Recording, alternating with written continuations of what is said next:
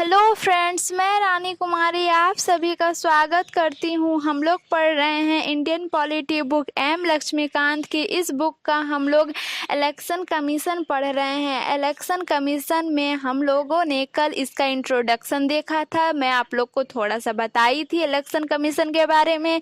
Introduction मैंने कल आपको पढ़ाया था। आज हम लोग इलेक्शन कमीशन का कंपोजिशन पढ़ेंगे। अगर आपने इंट्रोडक्शन वाले वीडियो को नहीं देखा है इलेक्शन कमीशन का, तो डिस्क्रिप्शन बॉक्स में उसका लिंक है, आप उस वीडियो को देख लीजिए। आज हम लोग इसमें पढ़ने वाले हैं कंपोजिशन के बारे में। तो अगर आपने अभी तक मेरे चैनल को सब्सक्राइब और शेयर नहीं किया है तो मेरे चैनल को सब्सक्राइब और शेयर जरूर कर दे। चलिए हम लोग पढ़ते हैं composition. Article 324 of the Constitution has made the following provision with regard to composition of election commission. Article 324 बोलता है कि इलेक्शन कमीशन ऑफ इंडिया में चीफ इलेक्शन कमिश्नर्स का होना बहुत ज़्यादा ज़रूरी है। तो चीफ इलेक्शन कमिश्नर्स का होना मैंडेटरी है, लेकिन चीफ इलेक्शन कमिश्नर्स के बजाय जो बाकी इलेक्शन कमिश्नर्स हैं उसका होना मैंडेटरी नहीं है।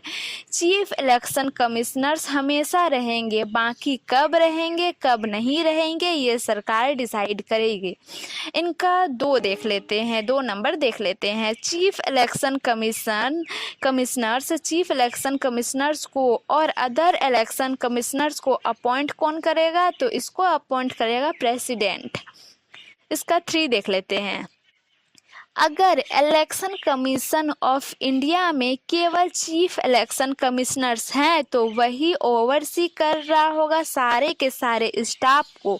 मान लीजिए चीफ इलेक्शन कमिश्नर्स के बजाय 2 इलेक्शन कमिश्नर्स आ जाते हैं तो 3 मेंबर की बॉडी बन गई। तो इन 3 में से हेड कौन होगा? तो इन 3 में से हेड होगा चीफ इलेक्शन कमिश्नर्स, हेड होगा। इनका 4 देख लेते हैं। अब पूरे देश में इलेक्शन करवाने हैं तो 3 लोग की तो बस की बात नहीं है, ना अकेले चीफ इलेक्शन कमिश्नर्स की बस की बात है, और ना उनके साथ मान लीजिए 2 और बैठा दिए हैं तो उनके भी बस की बात नहीं है। तो कहीं ना कहीं आपको रीजनल कमिश्नर्स अपॉइंट करने पड़ेंगे। तो रीजनल कमिश्नर्स की अपॉइंट होते हैं, रीजनल कमिश्नर्स भी अपॉइंट होते हैं। जब लोकसभा के इलेक्शन होते हैं पूरे देश में तो रीजनल कमिश्नर्स अपॉइंट किए जाते हैं। इलेक्शन कमीशन के द्वारा रीजनल कमिश्नर अपॉइंट किए जाते हैं। इलेक्शन कमीशन के द्वारा कौन अपॉइंट करता है? तो प्रेसिडेंट अपॉइंट करता है। तो प्रेसिडेंट जब रीजनल कमिश्नर्स को अपॉइंट करता है उससे पहले इलेक्शन कमीशन ऑफ इंडिया से डिस्कस करता है। इनका 5 देख लेते हैं। चीफ इलेक्शन कमिश्नर्स के अलावा और जो इलेक्शन कमिश्नर्स हैं उनकी condition of service and tenure of office और रीजनल कमिश्नर्स जो भी अपॉइंट किए जाएंगे प्रेसिडेंट के द्वारा इलेक्शन कमीशन ऑफ इंडिया से डिस्कस करने के बाद उनकी कंडीशन और service and tenure of office जो हैं ये प्रेसिडेंट डिसाइड करेगा। चीफ इलेक्शन कमिश्नर्स की टर्म्स एंड कंडीशन है ना वो संविधान में लिखी हुई है, और जो अदर इलेक्शन कमिश्नर्स हैं ना उनकी टर्म्स एंड कंडीशन संविधान में नहीं लिखी हुई है। चीफ इलेक्शन कमिश्नर्स की इंडिपेंडेंट कॉन्स्टिट्यूशनल एग्जिस्टेंस है, बट इलेक्शन कमिश्नर्स की उतनी एग्जिस्टेंस नहीं है। मतलब कितना टर्म्स होगा, कितना सर्विस कंडीशन होगी ये प्रेसिडेंट अपने हिसाब से बदल सकता है। किसका बदल सकता है? इलेक्शन कमिश्नर्स का बदल सकता है, चीफ इलेक्शन कमिश्नर्स का नहीं बदल सकता है। हालांकि बदलता नहीं है। जो चीफ इलेक्शन कमिश्नर्स हैं उनकी टर्म्स ऑफ पे वही है। तो उन जो चीफ इलेक्शन कमिश्नर्स हैं उनकी टर्म्स ऑफ पे जो होते हैं वही इसके भी होते हैं। याद रखिएगा इलेक्शन कमिश्नर्स और रीजनल कमिश्नर्स इसकी कंडीशन, टेन्यूर और सर्विस ऑफ ऑफिस कौन डिसाइड करता है? तो प्रेसिडेंट डिसाइड करता है। तो प्रेसिडेंट इसको किसी भी समय पे बदल सकता है। किसका? इलेक्शन कमीशन का और इलेक्शन कमिश्नर्स का और रीजनल कमिश्नर्स का। चीफ इलेक्शन कमिश्नर्स का नहीं। दो का, किसका किसका, इलेक्शन कमिश्नर्स का और रीजनल कमिश्नर्स का।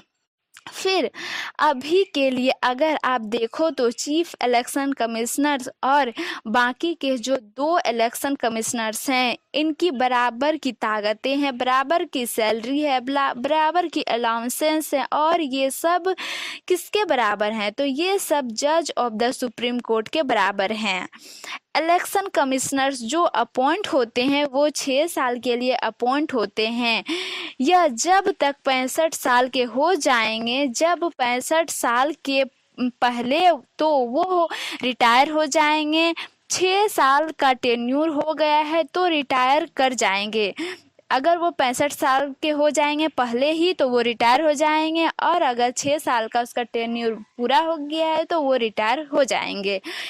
उसके अलावा ये रिज़ाइन भी कर सकते हैं, अपने पोस्ट से वो हट सकते हैं रिज़ाइन करके। इलेक्शन कमीशन में अगर कोई डिसीज़न होगा तो मेजॉरिटी से डिसीज़न होता है इलेक्शन कमीशन में। चीफ इलेक्शन कमिश्नर्स और जो अभी जो इलेक्शन कमिश्नर्स हैं उनको, उनकी पावर, दोनों की पावर बराबर है। चीफ इलेक्शन कमिश्नर्स और अभी जो इलेक्शन कमिश्नर्स हैं उनकी पावर और सैलरी बराबर है। मैंने आपको पहले बताया था इलेक्शन कमिश्नर्स को अपॉइंट करना मैंडेटरी नहीं है, लेकिन चीफ इलेक्शन कमिश्नर्स को अपॉइंट करना मैंडेटरी है।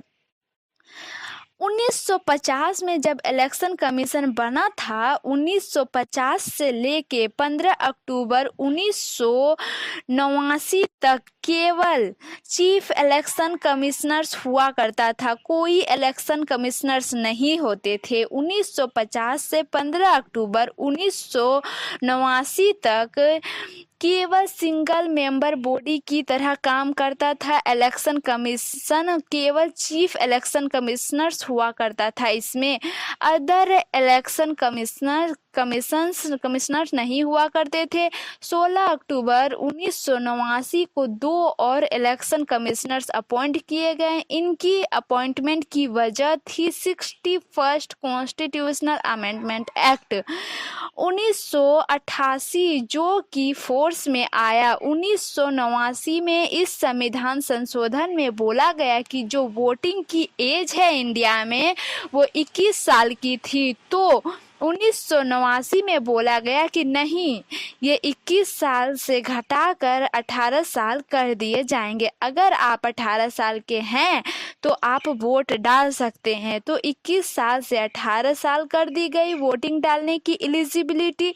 तो अगर 21 साल से 18 साल कर दी गई तो बहुत सारे लोगों को वोट डालने की आज़ादी मिल गई, तो वोट बहुत ज़्यादा लोग वोट डालने लगे।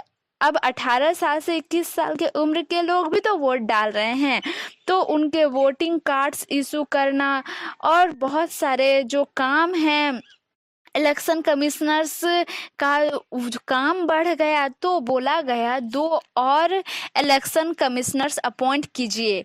2 और इलेक्शन कमिश्नर्स अपॉइंट किए गए। 16 अक्टूबर 1989 को अपॉइंट किए गए, लेकिन जनवरी 1990 में ये 2 इलेक्शन कमिश्नर्स को हटा दिए गए।